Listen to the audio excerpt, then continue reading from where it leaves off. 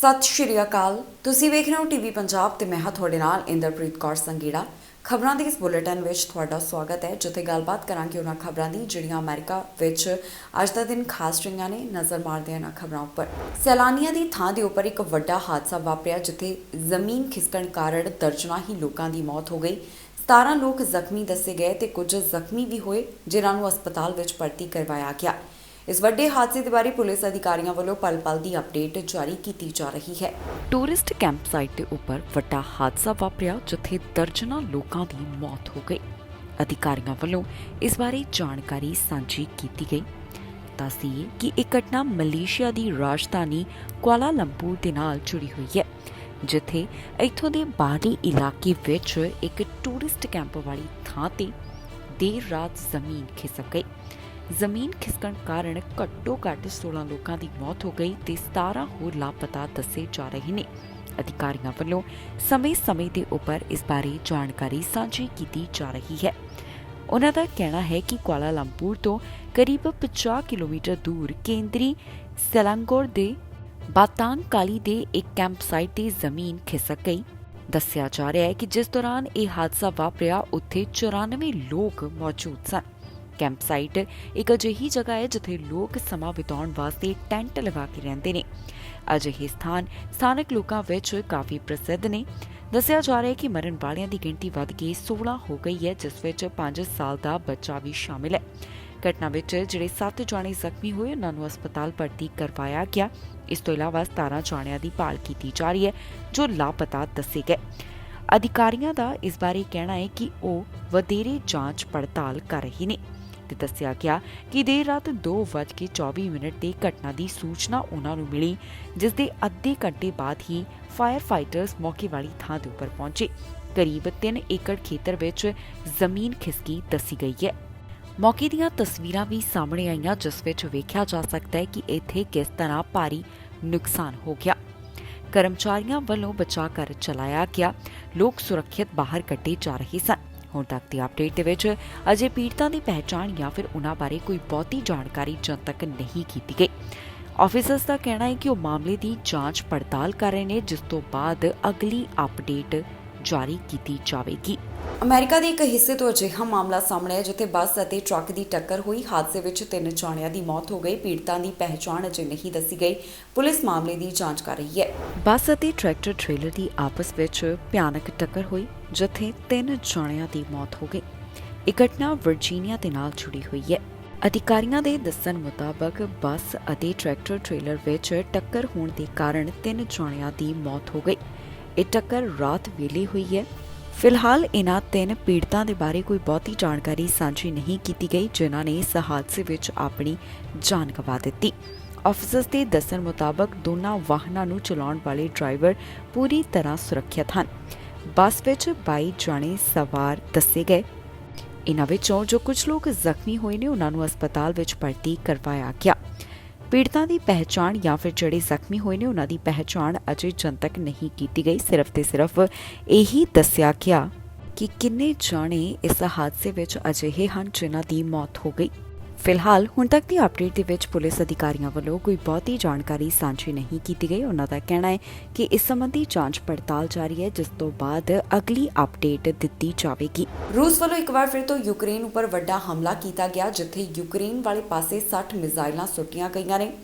ਦੱਸਿਆ ਜਾ ਰਿਹਾ ਹੈ ਕਿ ਪਾਣੀ ਅਤੇ ਬਿਜਲੀ ਦੀਆਂ ਸੇਵਾਵਾਂ ਯੂਕਰੇਨ ਵਿੱਚ ਠੱਪ ਹੋ ਗਈਆਂ। ਕਈ ਥਾਵਾਂ ਦੇ ਉੱਪਰ ਅਜਿਹਾ ਹੋਣ ਦੀ ਅਧਿਕਾਰੀਆਂ ਵੱਲੋਂ ਪੁਸ਼ਟੀ ਕੀਤੀ ਗਈ। ਰੂਸ ਵੱਲੋਂ ਯੂਕਰੇਨ ਤੇ ਇੱਕ ਵਾਰ ਫਿਰ ਤੋਂ ਹਮਲਾ ਕੀਤਾ ਗਿਆ, ਜਿੱਥੇ 60 ਤੋਂ ਵੱਧ ਮਿਜ਼ਾਈਲਾਂ ਤਾਕੀਆਂ ਗਈਆਂ ਨੇ। ਜਾਣਕਾਰੀ ਮੁਤਾਬਕ ਕੀਵ ਵਿੱਚ ਪਾਣੀ ਅਤੇ ਬਿਜਲੀ ਦੀ ਸਪਲਾਈ ਵੀ ਬੰਦ ਹੋ ਗਈ। ਰੂਸ ਵੱਲੋਂ ਯੂਕਰੇਨ ਉੱਪਰ ਕਈ ਵੱਡੇ ਹਮਲੇ ਕੀਤੇ ਗਏ ਤੇ ਤਾਜ਼ਾ ਹਮਲਾ ਵੀ ਕਾਫੀ ਵੱਡਾ ਦੱਸਿਆ ਜਾ ਰਿਹਾ ਹੈ, ਜਿੱਥੇ ਰੂਸ ਦੀ ਫੌਜ ਵੱਲੋਂ ਯੂਕਰੇਨ ਉੱਪਰ 60 ਤੋਂ ਵੱਧ ਮਿਜ਼ਾਈਲਾਂ ਤਾਕੀਆਂ ਗਈਆਂ।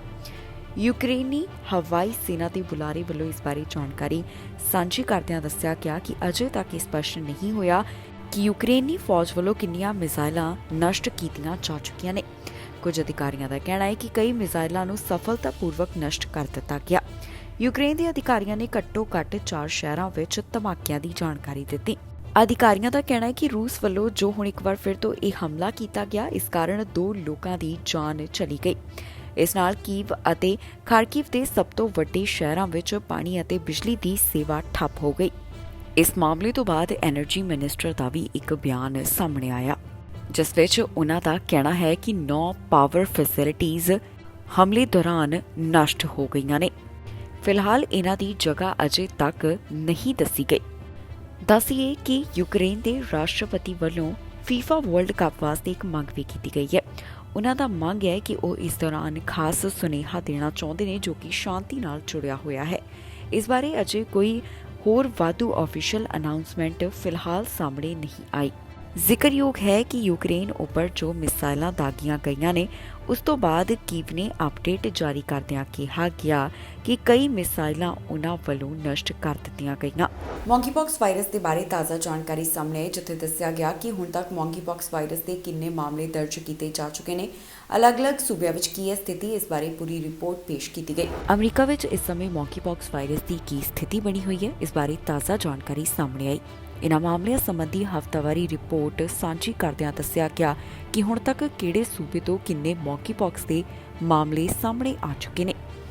ਦੱਸੀਏ ਕਿ ਪਹਿਲਾਂ ਦੇ ਮੁਕਾਬਲੇ ਇਨ੍ਹਾਂ ਆંકੜਿਆਂ ਦੇ ਵਿੱਚ ਕਾਫੀ ਗਿਰਾਵਟ ਦਰਜ ਕੀਤੀ ਜਾ ਰਹੀ ਹੈ। ਅਗਸਤ ਮਹੀਨੇ ਮੌਂਕੀਪੌਕਸ ਦੀ ਪੀਕ ਨਜ਼ਰ ਆਈ, ਜਿਸ ਤੋਂ ਬਾਅਦ ਹੁਣ ਰੋਜ਼ਾਨਾ 10 ਮਾਮਲਿਆਂ ਦੀ ਪੁਸ਼ਟੀ ਹੋ ਰਹੀ ਹੈ। ਹੁਣ ਤੁਹਾਨੂੰ ਦੱਸਦੇ ਹਾਂ ਕਿ ਕਿਹੜੇ ਸੂਬੇ ਤੋਂ ਕਿੰਨੇ ਮੌਂਕੀਪੌਕਸ ਦੇ ਕੇਸਿਸ ਦਰਜ ਕੀਤੇ ਜਾ ਚੁੱਕੇ ਨੇ।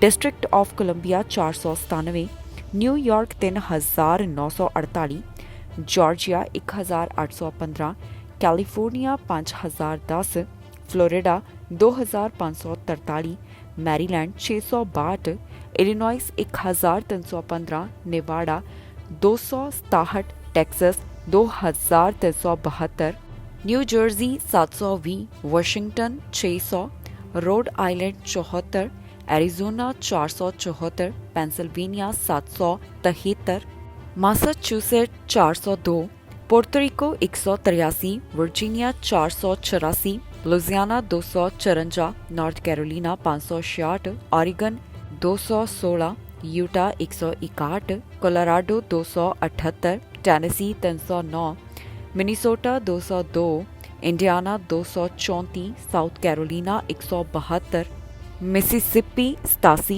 मिशिगन 266, अलाबामा 130, हायो 281, हवाई 34, new Hampshire 30, new Mexico 42, अरकानसास 59, Nebraska 29, Wisconsin 76, Kentucky 56, Oklahoma 43, north Dakota 6, Wyoming 4, West Virginia 12, Montana 6, Kansas 14, ਵੈਰਮੌਂਟ 3, south Dakota 2 ਮੌਂਕੀਪੌਕਸ ਦੇ ਮਾਮਲੇ ਹੁਣ ਤੱਕ ਸਾਹਮਣੇ ਆ ਚੁੱਕੇ ਨੇ। ਮੈਰਿਜ ਐਕਟ ਨੂੰ ਲੈ ਕੇ ਵਾਈਸ ਪ੍ਰੈਜ਼ੀਡੈਂਟ ਕਮਲਾ ਹੈਰਿਸ ਵੱਲੋਂ ਆਪਣੇ ਵਿਚਾਰ ਸਾਂਝੇ ਕੀਤੇ ਗਏ। ਉਹਨਾਂ ਨੇ ਖੁਦ ਦੇ ਸੋਸ਼ਲ ਮੀਡੀਆ ਪਲੇਟਫਾਰਮ ਦੇ ਉੱਪਰ ਇਸ ਦੀ ਵੀਡੀਓ ਸਾਂਝੀ ਕਰਦਿਆਂ ਆਪਣਾ ਪੱਖ ਰੱਖਿਆ ਹੈ। ਮੈਰਿਜ ਰਾਈਟਸ ਦੇ ਬਾਰੇ ਵਾਈਸ ਪ੍ਰੈਜ਼ੀਡੈਂਟ ਕਮਲਾ ਹੈਰਿਸ ਵੱਲੋਂ ਗੱਲ ਕੀਤੀ ਗਈ ਤੇ ਉਹਨਾਂ ਨੇ ਮੈਰਿਜ ਐਕਟ ਦਾ ਵੀ ਜ਼ਿਕਰ ਕੀਤਾ।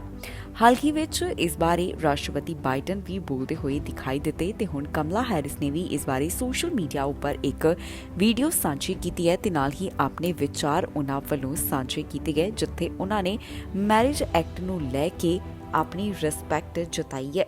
I also think back to June 28th, 2013, when after we won the fight to strike down Proposition 8,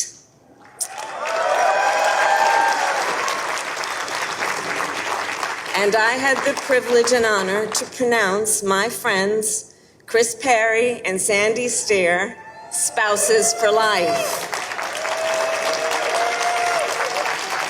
Again at San Francisco City Hall, and this time it was on the Harvey Milk balcony. And Chris and Sandy are here today with their 4 sons, Elliot, Frank, Spencer, and Tom.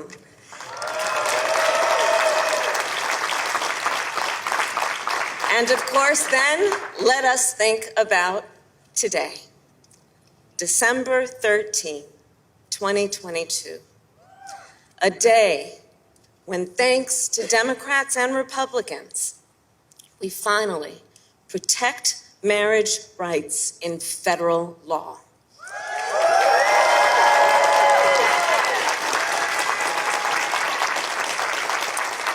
for millions of LGBTQI plus Americans and interracial couples. This is a victory. TikTok ਨੂੰ ਲੈ ਕੇ ਕਈ ਤਰ੍ਹਾਂ ਦੇ ਸਵਾਲ ਖੜੇ ਹੋ ਰਹੇ ਨੇ, ਜਿੱਥੇ ਦੱਸਿਆ ਗਿਆ ਕਿ ਇਸ ਦਾ ਡਾਟਾ ਲੀਕ ਹੋ ਰਿਹਾ ਹੈ। ਅਮਰੀਕਾ ਵੱਲੋਂ ਟਿਕਟੌਕ ਦੇ ਖਿਲਾਫ ਸਮੇਂ-ਸਮੇਂ ਤੇ ਕਾਰਵਾਈ ਕੀਤੀ ਜਾ ਰਹੀ ਹੈ। ਇਸ ਤੋਂ ਇਲਾਵਾ ਪ੍ਰਧਾਨ ਮੰਤਰੀ ਦਾ ਵੀ ਵੱਡਾ ਬਿਆਨ ਸਾਹਮਣੇ ਆਇਆ। ਟਿਕਟੌਕ ਨੂੰ ਲੈ ਕੇ ਪ੍ਰਧਾਨ ਮੰਤਰੀ ਜਸਟਿਨ ਟਰੂਡੋ ਦਾ ਇੱਕ ਵੱਡਾ ਬਿਆਨ ਸਾਹਮਣੇ ਹੈ, ਜਿੱਥੇ ਪ੍ਰਧਾਨ ਮੰਤਰੀ ਦਾ ਕਹਿਣਾ ਹੈ ਕਿ ਟਿਕਟੌਕ ਦੇ ਉੱਪਰ ਨਜ਼ਰ ਬਣੀ ਹੋਈ ਹੈ। ਪ੍ਰਧਾਨ ਮੰਤਰੀ ਦਾ ਕਹਿਣਾ ਹੈ ਕਿ ਕੈਨੇਡੀਅਨ ਸੁਰੱਖਿਆ ਏਜੰਸੀ ਟਿਕਟੌਕ ਤੇ ਬੜੀ ਨੇੜਿਓਂ ਨਜ਼ਰ ਰੱਖ ਰਹੀ ਹੈ।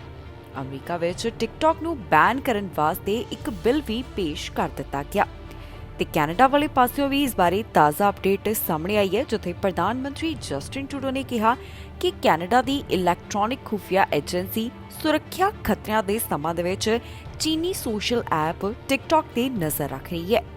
ਟਰੂਡੋ ਦੇ ਦੱਸਣ ਮੁਤਾਬਕ ਦੁਨੀਆ ਦੀਆਂ ਸਭ ਤੋਂ ਬਿਹਤਰੀਨ ਸਾਈਬਰ ਸਿਕਿਉਰਿਟੀ ਏਜੰਸੀਆਂ ਵਿੱਚੋਂ ਇੱਕ ਕਮਿਊਨੀਕੇਸ਼ਨਸ ਸਿਕਿਉਰਿਟੀ ਐਸਟੈਬਲਿਸ਼ਮੈਂਟ, ਜੋ ਕਿ ਕੈਨੇਡਾ ਦੀ ਵਿਦੇਸ਼ੀ ਸਿਗਨਲਾਂ ਦੀ ਖੁਫੀਆ ਏਜੰਸੀ ਹੈ, ਟਿਕਟੌਕ ਤੇ ਨਜ਼ਰ ਰੱਖ ਰਹੀ ਹੈ। ਦੱਸਦੀਏ ਕਿ ਰਿਪਬਲਿਕਨ ਸੈਨੇਟਰ ਵੱਲੋਂ ਮੰਗਲਵਾਰ ਨੂੰ ਟਿਕਟੌਕ ਤੇ ਪਾਬੰਦੀ ਲਾਉਣ ਵਾਸਤੇ ਇੱਕ ਬਿੱਲ ਪੇਸ਼ ਕੀਤਾ ਗਿਆ।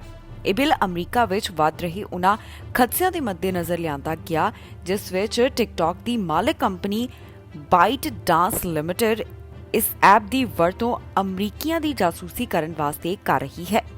ਦਫ਼ਤਰ ਦੇ ਮੁਤਾਬਕ ਉਕਤ ਕਾਨੂੰਨ ਚੀਨ ਅਤੇ ਰੂਸ ਦੇ ਪ੍ਰਭਾਵ ਵਾਲੀਆਂ ਸਾਰੀਆਂ ਸੋਸ਼ਲ ਮੀਡੀਆ ਕੰਪਨੀਆਂ ਨਾਲ ਸਾਰੇ ਕਿਸਮ ਦੇ ਲੈਣ ਦੇਣ ਤੇ ਰੋਕ ਲਗਾਏਗੀ।